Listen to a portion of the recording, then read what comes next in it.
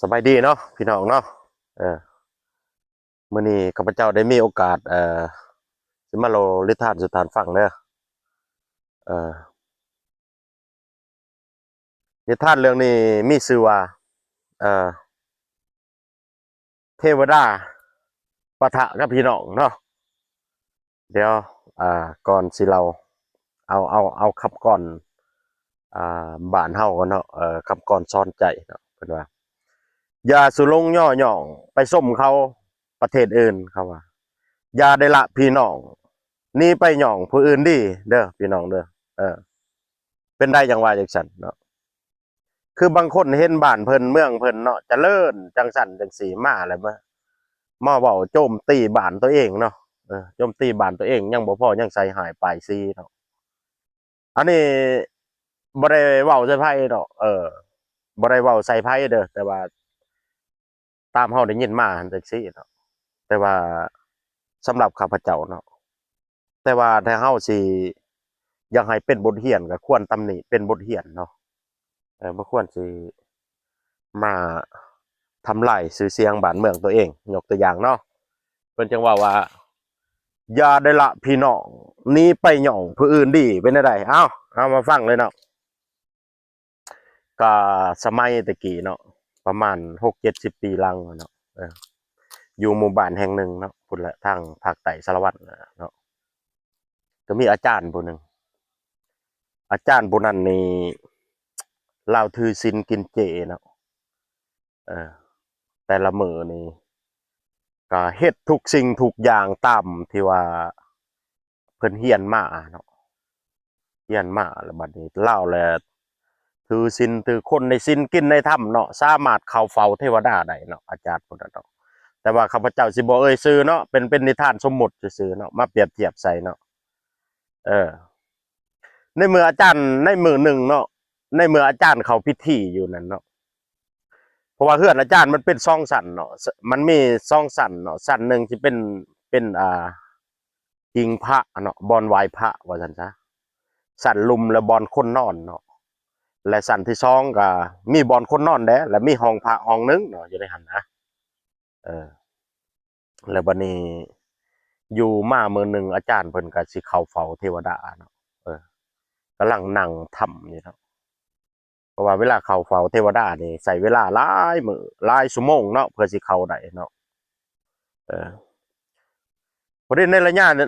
ยะเวลาที่อาจารย์เพิ่นกำลังเข้าเฝ้าเทวดาอยู่นั่นเนาะก็เลยว่าพวกเจ้ามีอิหยังนี่ห้ามรบกวนข้อยเนาะเพราะว่ามื้อนี้นี่มื้อสำคัญที่สุดแหละเป็นมื้อเดือนเพ็ญ15ค่ำนะข้อยต้องได้เข้าเฝ้าเทวดามีอิหยังก็บ่ให้พวกเจ้ามาห้องข้อยเนาะเพราะว่ามันกวนสมาธิข้อยเนาะข้อยสิไปเข้าเฝ้าเทวดาสั่งเสียลูกเมียไว้อืมเว้าแล้วอาจารย์เพิ่นก็ไปนั่งเฝ้าเทวดาเนาะประมาณ8 โมงเช้านี่แหละอืมแสงตะเวนเริ่มขึ้นสู่ขอบฟ้าเออ จากแสงอ่อนๆก็เริ่มแก่ขึ้นมาเนาะส่องรัศมีสีทองเนาะผ่านต้นไม้ที่ว่าปลูกอยู่เฮือนเราเนาะแต่ว่าเหตุการณ์บ่คาดฝันเนาะเกิดขึ้นเนาะเหตุการณ์บ่คาดฝันคืออะไรไฟได้ลุกไหม้เฮือนของเราเนาะในขณะลุกไหม้คือจังซั่นแหละเรากำลังนั่งพังถ้ำอยู่ลูกกับเมียก็ฟ้าวแล่นไปเอิ้นเราเนาะว่าพ่อมึงว่าพ่อว่าซั่นเอ้ยว่าซั่น เจ้าออกมาได้บ่เดี๋ยวนี้ไฟไหม้เฮือนเฮาแล้วได้ว่าซั่นไปมันอันตรายเจ้าออกมาจากห้องพระก่อนว่าซั่นเออว่าแล้วบัดนี้อาจารย์ก็เลยห้องออกมาว่าลูกเอ้ยเมียเอ้ยนั่งสมาธิเนาะพวกเจ้าบ่ต้องเป็นห่วงข้อยดอกเจ้าน้อยเทวดาสิมาซอยข้อยเองข้อยกำลังเข้าเฝ้าเทวดาอยู่พวกเจ้าไปโลดเด้อแม่นสิมีหยังเกิดขึ้นบ่เจ้าบ่ต้องมารบกวนข้อยเด้อว่าแล้วนะเราก็นั่งสมาธิต่อ ว่ามากคือจังซั่นโอ้ยลูกทั้งเมียห้องให้ห้ำให้แลนไปหาลุงป้าอ้าพ่อแม่มาแล้วโอ้ยซอยกันแด้ว่าซั่นมืดพ่อมืดแม่บัดนี้แล่นมากอมได้บาดนี้เออแล่นมากอมก็ว่าเราก็นั่งสมาธิคือเก่าอืมก็เลยตะโกนออกไปว่าพวกเจ้ามุสุคนบ่ต้องเป็นห่วงข่อยเด้อ ไฟใหม่สำเนียงผมเป็นหยังดอกคอย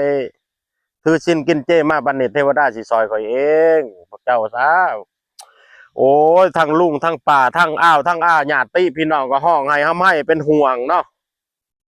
เป็นห่วงคือจังซั่นแล้วก็โอ้ยเฮ็ดจังได๋ก็ซั่นสักพักหนึ่งบ่จักการจัดตั้งบ้านนายบ้านกองรอนเพื่อนบ้านที่ใกล้ชิดมิตรที่ใกล้เคียงก็มาโอ้หมออ๋อไฟไหม้แห้งบัดนี้เราตายได้ว่าจะเฮ็ดจังได๋เฮาก็ซั่นซอยกันหมอดไฟนั่นซอยจังได๋ไฟมันแห้งบัดนี้เนาะเฮ็ดจังได๋ได้เฮาก็สิได้ขึ้นซอยเล่าแล้วว่าซั่นพอดีหัวหน้าพ่อบ้านมาการจัดตั้งมาเอาจักซี่พวกเฮามั่งอันนี้เฮ็ดต่อบันไดฉุกเฉินขึ้นไปซอยเล่าอยู่ซั่นเทิงไปว่าซั่นได้พ่อบ้านไปไปหันก็ฮอดแต่ประตูไฟมันหอนเนาะโอ้ยท่านหมอท่านอาจารย์ทางบ้านว่าออกมาก่อนเดี๋ยวนี้ไฟนี่ลุกลามมา5 ทานแล้วว่าซั่นโอ้ยว่าซั่นนายบ้านว่าเสียงขุ่นๆนี่ให้พวกเจ้าบอกลูกบ้านทั้งหมดเด้อบ่ต้องเป็นห่วงคอยจักหน่อยเทวดามาช่วยคอยเองว่าซั่นว่าก็หลับตานั่งสมาธิต่อพวกเจ้ากวนนั่นนี่คอยเข้าเฝ้าเทวดาบ่ได้แล้วหายให้นายบ้านเองเศร้าบ่ฮู้จักความคนบ่ว่าเด้บ่ได้ว่าบ่ต้องมาซนก็บ่ต้องมายุ่งกันยังว่าแล้วเขากำลังเข้าเฝ้าเทวดาพวกเจ้าก็สมาธิเอาตลอดนี่นะโอ้นายบ้านก็บ่จักหลายขึ้นบาดนี้โอ้เฮ็ดจังได๋ว่าซั่นโอ้ยโทรหาเจ้าเมืองได้บาดนี้โอ้ยเฮียนเจ้าเมืองเอ้ยว่าซั่นเดี๋ยวนี้ในบ้านเขาน้อยนี่ไฟไหม้เฮ็ดจังได๋นี่มันมอดบ่ได้เฮือน2 ชั้นนี่เฮ็ดจังได๋โอ้เจ้าเมืองแม่นบ่ว่าซั่นเจ้าเมืองฮู้จังซั่นก็เลยสั่งหน่วยดับเพลิงไปเด้บัดนี้หน่วยดับเพลิงอะโหล191บ่นี่ไฟไหม้เด้อว่าซั่นอยู่พุ่นแหละอยู่บ้านนั่นพุ่นแหละทางสารวัตรพุ่นแหละว่าซั่นได้บัดนี้หน่วย191ก็ไปเนาะไปแล้วบัดนี้ก็พอดีเฮ็ดจังได๋ได้สีดไฟใส่เนาะใส่รถดับเพลิงสีดไฟเนาะพอดีมอดพอดีบัดนี้มอดคือจังซั่นเจ้าเมืองก็เลยว่าเบิ่งนายบ้านผู้ที่บ่เกี่ยวข้องออกไปให้นายบ้านให้เจ้าหน้าที่เขาไปตรวจสอบดูว่าเป็นแนวใดว่าซั่นได้บัดนี้ท่านหมอท่านอาจารย์อืมท่านอาจารย์อ้าวคือว่าเงียบแท้บัดนี้โอ้ยว่าแล้วเขาก็พังประตูเขาเนาะเอาเหล็กไปงัดประตูเขาบ่อนอาจารย์นั่งสมาธิไปเห็นอันนั้นโอ้ยพี่น้องบ่อยากบรรยายสมัครควันใต้อาจารย์บัดนี้เลือแต่สากบัดนี้โอ้ยว่าแล้วกับลูกเมียก็ห้องไห้ห้ำให้แล้วบัดนี้ทั้งการจัดตั้งบ้านก็เช็ดจังได้บัดนี้มาเบิ่งหัวหน้าจุหัวหน้าหน่วยพวกเจ้ามาจังซี่เดี๋ยวนี้นี่จังได้กับอาจารย์นี่ก็ตายไปแล้วเนาะเฮาเช็ดจังได้บัดนี้ให้เจ้าหัวหน้าหน่วยผู้นี้นี่เจ้าไปเก็บเงินเด้อไปเก็บเงินแล้วมาเฮ็ดทานเนาะเก็บเงินสมาคมมาช่วยเราและแม่บ้านผู้นี้นี่เจ้านี่ช่วยเฮ็ดตัวนี้และผู้เฒ่าผู้แก่นี่เฮ็ดเวียกตัวนี้ซอยกันเด้อและภาคส่วนหนึ่งแหละไปเลื่อยไม้เฮ็ดโล่งว่าซั่นคนไหนเฮ็ดโล่งอยู่ไสสมัยตะกี้มันบ่มีโล่งสื่อเด้ก็ไทยบ้านนั่นแหละก็ไปเลื่อยพากันไปเลื่อยมาเฮ็ดเนาะหลังจากนั้นก็เอาใส่โล่งใส่หยังเรียบร้อยเนาะใส่โล่งใส่หยังเรียบร้อยบัดนี้พอดีพาวิญญาณผ่านหม้อเนาะไปอันน่ะไปเห็นฐานเทวดาพอดีไปเจอเทวดาที่ว่าสิช่วยเพิ่นนั่นน่ะตายไปวิญญาณก็ไปหาโอ้ยขอขะน้อยขอขมาท่านเทวดาเอ้ยเดี๋ยวนี้นี่เฮ็ดจังไดนี่อันนั้นขะน้อยเดี๋ยวนี้นี่หาร่างตัวเองบ่พอแล้วมีแต่วิญญาณนี่มาหาอาจารย์ไสอาจารย์ว่าสิช่วยเขาน้อยถึงแม้นว่าเป็นแนวใดแหละอาจารย์เทวดาว่าสิซอยนี่คือนั่นนี่แหละนี่คือบ่เห็นซอยเขาน้อยก็ตายนี่ลูกเมียก็จักสิกินอิหยังนี่ลูกก็ยังน้อยอยู่เออเทวดาก็บอกเอาจังซี่ลูกศิษย์ของเทวดาเจ้ามาจังซี่เจ้าผู้ถือศีลเจ้านี่ความจริงเจ้าก็คนมีบุญเนาะแต่ว่าเจ้านี่อ่เชื่อเฮาหลายโพดครับว่าเอาเชื่อจังได๋บ่เชื่อเทวดาสิไปเชื่อไผเนาะเทวดาสามารถเนรมิตอิหยังก็ได้จะให้เขาไปเชื่อหยังถ้าบ่เชื่อเทวดาจะให้เขาน้อยไปเชื่อไผ แม่นแล้วเนาะแต่ว่าความจริงอะเนาะ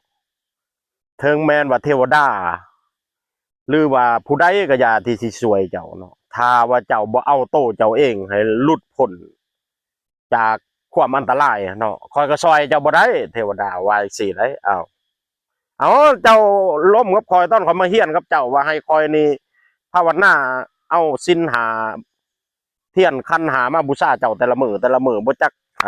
ไก่บ่จักเป็ดบ่จักน้ำวอกน้ำว่านนี่เจ้าว่าสิซอยคอยเจ้าคือบ่ซอยตอนไฟไหม้คอยเด้แทนที่เจ้าก็มาเนรมิตให้ฝนตกบ่ให้ไฟมันมอดบ่อ่าเนี่ยเดี๋ยว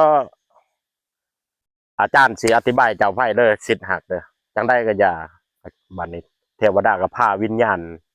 ของฐานมอแหละเลาะเบิ่งเนาะนี่ให้บ่นี่ผู้นี้นี่แต่งกินเออผู้นี้นี่เฮ็ดดอกไม้ผู้นี้นี่จัดโต๊ะจัดตังนี่ผู้นี้นี่เทวดาก็พาไปเลาะพุ่นย่างไปพุ่นอีกนี่ผู้นี้ไปเลื่อยไม้เฮ็ดโรงเจ้านี่ให้บ่นี่เออเทวดาก็พาไปอีกอันนี้นี่เขาเฮ็ดบ่อนกองพรสิเผาเจ้านี่เห็นบ่ไปเบิ่งหน้าแต่ละคนโอ้มีแต่คนบ้านเฮาเองไปแหนมใส่ไผโอ้อันนี้ก็นายบ้านเนาะอันนี้หัวหน้าจุหัวหน้าหน่วยอันนี้ก็พี่น้องไปเห็นบาดนี่พาไปเฮือนได้บาดนี่ผู้ที่นั่งให้ก็คือพ่อคือแม่ลุงป้าอ้าวพี่น้องนั่นแหละเป็นลูกเป็นเมียให้หึมโอ้ยเจ้าคือว่าอยู่สันเจ้าคือว่าเป็นคนดีเจ้าคือว่าตายไว้แท้บ่ได้ขาสัตว์ตัดชีวิตถือศีลกินเจเออบัดนี้เทวดาก็อธิบายเจ้าว่าคอยบ่ไปซอยเจ้าเนาะไอ้เทวดาถามแม่นแล้วธรรมดาเทวดาก็ไปซอยคอยแล้วเนาะเทื่อที่หนึ่งเนาะคอยเนรมิตให้ชาวบ้านนี่เอาน้ำไปโฮดเนาะนี่เนรมิตนะปลุกคอยเสกให้จิตใจชาวบ้านนี่นะเอาน้ำไปโฮดบนไฟใหม่เนาะปึ๊บแต่ไฟมันบ่มอดเนาะนี่จะว่าเขาบ่ซอยเจ้าเนาะเทื่อที่สองเนาะขอให้เมียคอยนี่ขอให้เนรมิตให้ลูกให้เมียให้ลุงป้าอ้าวป้าลุงอ้ายน้องพวกเจ้านี่ขึ้นไปขอประตูเนาะให้เจ้าออกมาเนาะเอิ้นเจ้าเนาะเออเจ้าก็บ่สนใจนี่เจ้าก็เฝ้าก่อนเนาะเออถ้าว่าหูมันอันตรายเจ้าคือบ่ออกก่อนก็สิทาแต่คอยเนาะคอยในซอยได้แต่เนรมิตเนาะแต่ว่าซอยตัวจริงบ่ได้เนาะตัวที่สามดิตัวที่สามเขาก็ให้คนอาจุคนหน่อยชาวบ้านใกล้เคียงบ่จักนายบ้านบ่จักการจะตั้งนี่ไปโฮดน้ำเพื่อขึ้นไปซอยเจ้าเห็นบ่โฮดน้ำได้ส่วนใดส่วนหนึ่งก็ไปเคาะประตูเอิ้นเจ้าออกมาหั่นเจ้าก็บ่สนใจอีกแม่นบ่เฮ็ดจะได้คอยก็อยากซอยเจ้าเต็มที่แล้วเจ้าก็บ่สนใจเนาะสิท่าแต่คอยนี่มันมีได้แต่เนรมิตเนาะคอยเนรมิตแนวคิดนายบ้านแนวคิดลูกบ้านแนวคิดการจะตั้งให้ไปซอยเจ้าแล้วตัวที่สามดิตัวที่สี่ดิตัวที่สี่เขาก็เนรมิตให้นายบ้านโทรหาเจ้าเมืองอันเดียเจ้าเมืองก็แล้วก็เนรมิตเจ้าเมืองโทรหา191อันเดียรถทางดับเพลิงมาเด้ก็มาฮดออกมาแล้วแต่ว่าเจ้าสมัครควันใต้ก่อนเขาก็ช่วยเจ้าบ่ได้แล้วเนาะว่าซั่นเออนี่แหละเพิ่นว่าเนาะชึบเคลียร์บ่พี่น้องในนิทานเรื่องนี้พี่น้องคิดว่าผู้ใดเป็นเทวดาที่แท้จริงเนาะสิ่งศักดิ์สิทธิ์ช่วยเฮาได้แต่เนรมิตเนาะคนที่เป็นเทวดาของเฮาที่สุดก็คือคนที่ใกล้ชิดเฮาที่สุดเนาะเป็นต้นลูกเมียเนาะตัวที่หนึ่งเนาะลูกเมียตัวที่สองพ่อแม่ลุงป้าอ้ายน้องเนาะมาแล้วบัดนี้นั่นแหละเทวดาเฮาเนาะตัวที่สามเพื่อนที่อยู่ใกล้ชิดเฮาเนาะใกล้ชิดเพื่อนใกล้ชิดมิตรใกล้เคียงนั่นแหละผู้ที่ช่วยเฮานั่นแหละเทวดาเนาะตัวที่สี่เด้เทวดาเด้การจะตั้งบ้านนั่นแหละมืดบ้านนั่นแหละเทวดาเนาะที่ว่าช่วยเฮาโดยเก่งกว่าเทวดาอีกเด้เดี๋ยวขึ้นเบิ้งน่ะช่วยดับไฟเพื่อไปช่วยอาจารย์เห็นบ่ พาแป้วไฟไปขอประตูอาจารย์หนึ่งประตูเทวดาผู้ที่หาก็คือ เจ้าเมืองการจะตั้งเมืองหมดแล้วมาเนาะทรงรถ191มาหดใช่ป่ะหดไฟดับเคลียร์พี่น้องอย่าได้ละพี่น้องนี่ไปย่องผู้อื่นดีเนาะขอขอบใจเด้อ